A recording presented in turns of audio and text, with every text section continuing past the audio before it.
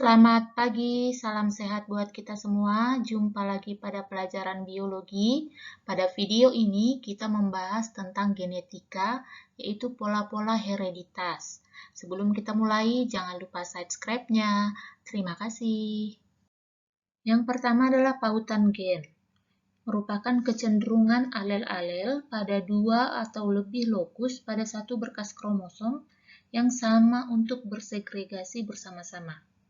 Peristiwa ini terjadi pada saat meiosis, di mana dua berkas kromatid homolog akan berpisah pada saat anafase 1. Ingat, terjadi pada saat meiosis di anafase 1. Sehingga alel-alel yang terletak pada berkas kromatid yang sama akan sama-sama bersegregasi. Ini adalah gambar peristiwa terjadinya pautan gen, di mana gen 1 dan gen 2 ini terangkai atau tertaut karena bersegregasi bersama-sama. Contoh tidak terjadi pautan adalah ini, ketika gen 1 dan gen 2 tersegregasi masing-masing, tidak terangkai, dan juga ini gen 1 dan gen 2 berpisah masing-masing. Peristiwa tautan diamati oleh Morgan pada lalat buah atau Drosophila melanogaster. Morgan mengawinkan antara lalat buah dengan warna abu-abu sayap normal, heterozigot dengan dites cross dengan warna hitam sayap Pestigia. Morgan mengharapkan perbandingan F1-nya adalah 1:1:1:1, namun ternyata hasilnya berbeda. Maka Morgan menyimpulkan bahwa terjadi tautan gen pada lalat buah atau Drosophila melanogaster. Contoh lain misalnya, ada mangga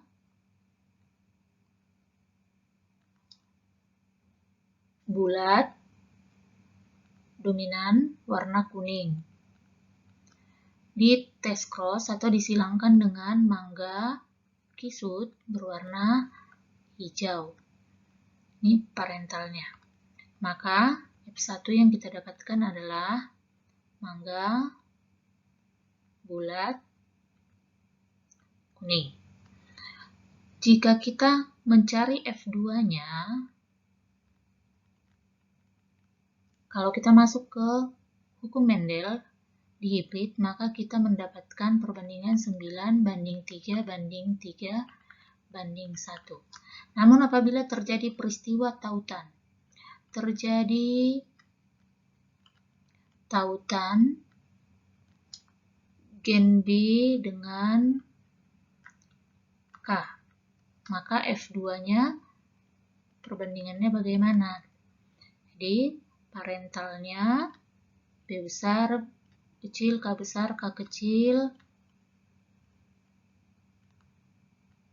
Kuncinya adalah pada pemisahan gametnya.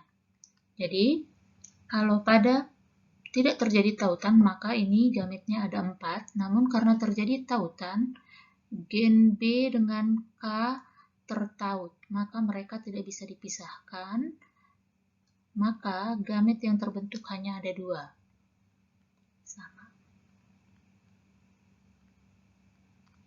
Maka hasil F2-nya adalah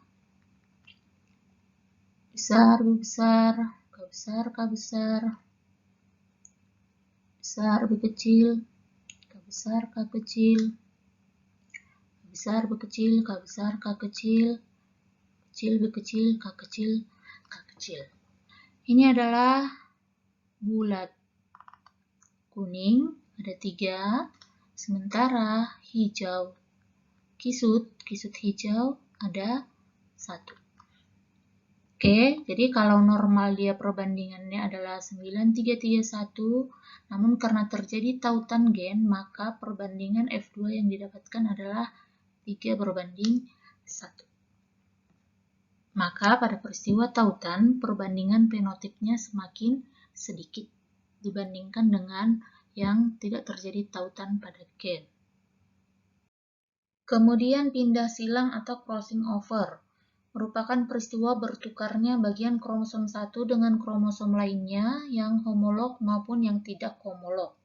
Peristiwa ini terjadi pada saat meiosis profase 1, subfase Pakiten, dan berakhir pada metafase 1. Ini adalah contoh kromosom dengan genotip A besar B besar, A kecil B kecil mengalami meiosis, dan pada saat Pakiten terjadi pindah silang, nih, sehingga dihasilkan gametnya ada 4 jenis. Jadi, seandainya tidak terjadi pindah silang, tanpa pindah silang, maka gamet yang dihasilkan hanyalah A besar dengan kecil.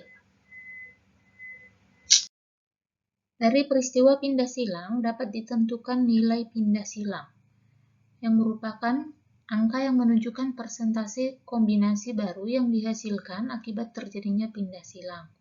Nilai pindah silang juga sama dengan nilai rekombinasi gen berpautan. Contoh soal, hasil persilangan antara mangga besar manis dengan mangga kecil asam memperoleh hasil sebagai berikut. Besar asam 150, besar manis 750, kecil manis 100, kecil asam 500. Pertanyaannya adalah tentukan nilai pindah silangnya. Oke, jadi ada rumus nilai pindah silang adalah jumlah rekombinan dibagi dengan jumlah rekombinan ditambah jumlah kombinasi parental. Oke, yang pertama kita cari adalah jumlah rekombinan. Bagaimana cara mencarinya? Rekombinan, gabungan antara dua parental. Besar manis adalah parental, kecil asam adalah parental. Berarti di luar dari besar manis dan kecil asam itulah yang menjadi rekombinan, yaitu besar asam dan kecil manis. Jadi rekombinan adalah 150 tambah 100. Kemudian kita cari kombinasi parentalnya adalah parentalnya besar manis dan kecil asam 750 tambah 500. Maka RK 250 per total semuanya. Maka nilai pindah silangnya adalah 16,67%.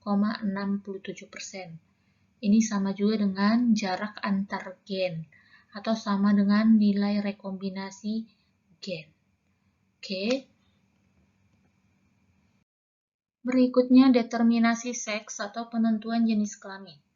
Determinasi seks adalah penentuan jenis kelamin suatu organisme yang ditentukan oleh kromosom seks atau gonosom, diwariskan secara bebas oleh gamet parentalnya pada saat meiosis. Determinasi seks ada dua faktor. Yang pertama karena faktor genetik ditentukan oleh komposisi kromosom. Yang kedua adalah faktor lingkungan ditentukan oleh keadaan fisiologisnya. Determinasi seks ada 4 tipe. Yang pertama adalah tipe XY. Misalnya pada lalat buah, Drosophila, dan manusia pada mamalia. Pada Drosophila dan manusia, XY ini adalah jantan dan XX adalah betina. Pada lalat buah, demikian juga dengan manusia, laki-laki adalah XY dan perempuan adalah XX. Yang kedua adalah tipe haploid dan diploid. Misalnya pada serangga, apabila dia haploid, maka itu adalah jantan dan diploid adalah betina. Ini berlaku pada serangga. Kemudian ada tipe X0. Berlaku bagi banyak jenis serangga, misalnya belalang, serangga betina itu adalah XX, sedangkan serangga jantan adalah X0. Oke, kemudian tipe ZW. Misalnya pada burung, kupu-kupu, dan ikan. Burung betina adalah ZW, sedangkan yang jantan adalah ZZ. Jadi diingat, pada tipe ZW yang heterozigot itu adalah betina, sedangkan yang homozigot adalah jantan. Gagal berpisah atau non-disjunction, pada pembelahan meiosis, kromosom mengalami gagal berpisah, sehingga semua kromosom hanya tertarik ke salah satu kutub sel saja. Oke, bisa terjadi pada meiosis 1, dan bisa terjadi pada meiosis 2. Namun, apabila terjadi pada meiosis 1, hasilnya berbeda dengan ketika non-disjunctionnya terjadi pada meiosis 2. Pada saat pembelahan sel, kita pelajari bahwa perpisahan kromosom itu terjadi pada anafase.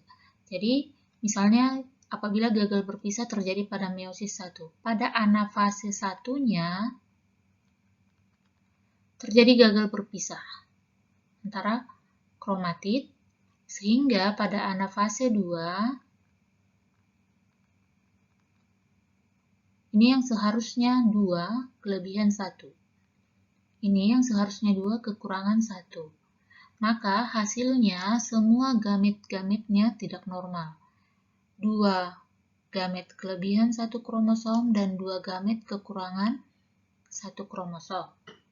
Sekarang kita lihat apabila peristiwa non-disjunctionnya terjadi pada saat meiosis 2. Pada saat anafase 1 berpisah secara normal. Pada saat anafase 2 ada satu bagian yang gagal berpisah. Sehingga di sini hasilnya 1 gamet kelebihan 1 kromosom, 1 gamet kekurangan 1 kromosom, dan 2 gamet normal. Namun apabila pada anafase 2 dua-dua selnya mengalami gagal berpisah, hasilnya sama seperti gagal berpisah pada saat meiosis 1. Keterangan atau contoh pada peristiwa non-disjunction nanti akan banyak kita bahas pada peristiwa sindrom pada manusia. Pola pewarisan berikutnya adalah gen letal atau gen kematian. Adalah gen yang dapat menyebabkan kematian suatu individu apabila memiliki gen letal tersebut. Gen letal dibagi dua. Yang pertama adalah gen letal dominan dan yang kedua adalah gen letal resesif. Gen letal dominan merupakan suatu keadaan apabila suatu individu memiliki gen dalam kondisi homozigot dominan. Harus homozigot ya. Individu tersebut akan mati. Contohnya adalah pada ayam redep atau creeper. Gennya C besar mengakibatkan ayam creeper, sedangkan C kecil mengakibatkan ayam normal. Ini adalah peristiwa gen letal, sehingga apabila dikawinkan antara dua ayam creeper, maka sudah pasti gennya adalah C besar, C kecil, C besar, C kecil. Maka nanti akan dihasilkan C besar, C besar, C besar, C kecil, ada 2, dan C kecil, C kecil. C besar ini dalam kondisi homozigot dominan, maka dia akan letal atau mati. Maka hasil perbandingannya adalah bukan 1:2:1, melainkan 2:1. Inilah contoh peristiwa gen letal dominan. Gen letal resesif adalah individu akan mati jika memiliki gen homozigot resesif. Diingat kondisinya harus homozigot. Ini terjadi misalnya pada jagung. Jagung hijau muda disilangkan dengan jagung hijau muda yang hasilnya adalah 1 A besar A besar, homozigot dominan, fenotipnya hijau tua, A besar A kecil, heterozigot, hijau muda, dan yang bersifat homozigot resesif tidak membawa warna albino bersifat letal, sehingga perbandingan akhirnya yang ditemukan adalah 1:2. Kemudian pola hereditas alel ganda, yaitu gen memiliki lebih dari 2 pasangan gen yang sealel sehingga muncul beberapa sifat.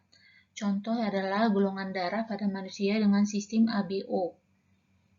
Pada manusia dikenal 4 jenis golongan darah, yaitu A, B, AB, dan O, yang dikode oleh 3 jenis gen, yaitu IA, IB, dan I0. Oke.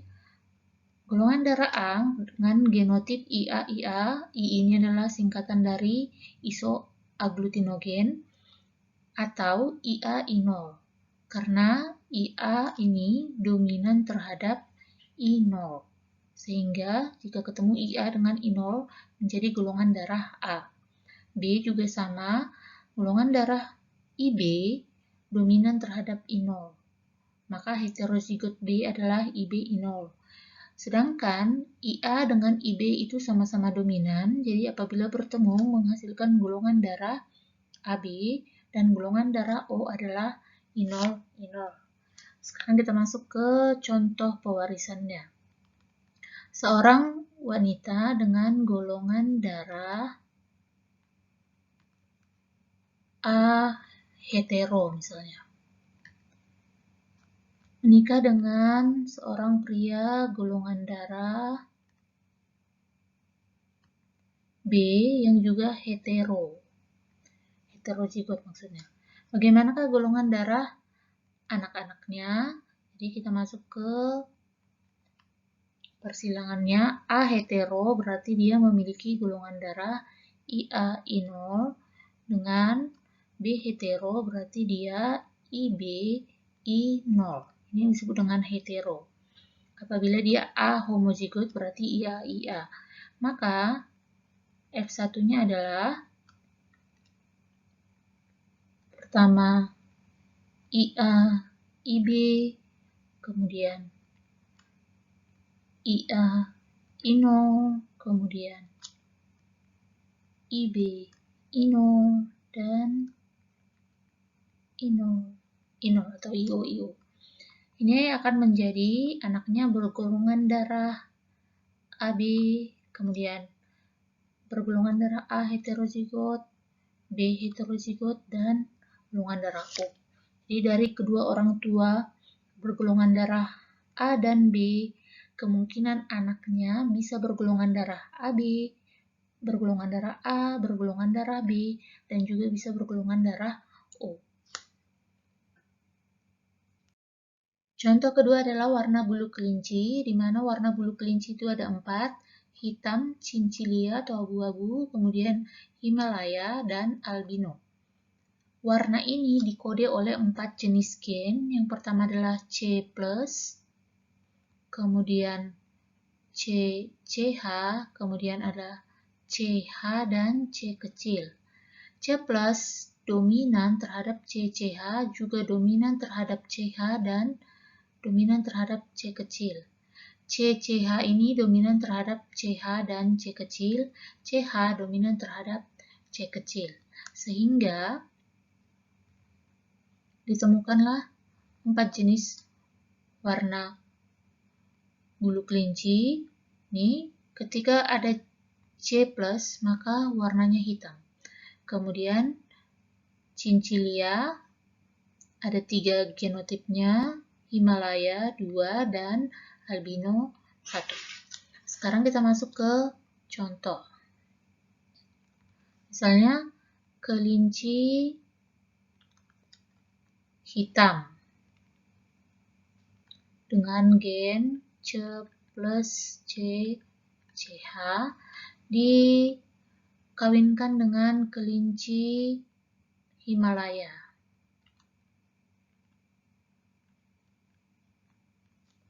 dengan genotip CH C kecil. Bagaimanakah fenotip keturunannya?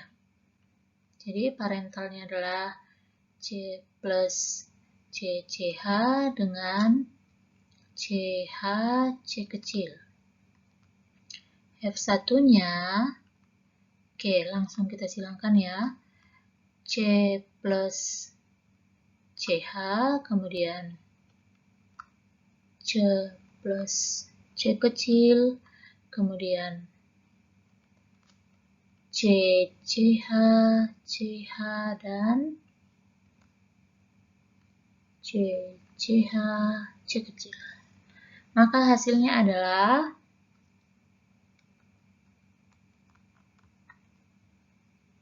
50% hitam dan 50% cincili. Justru Himalayanya tidak muncul.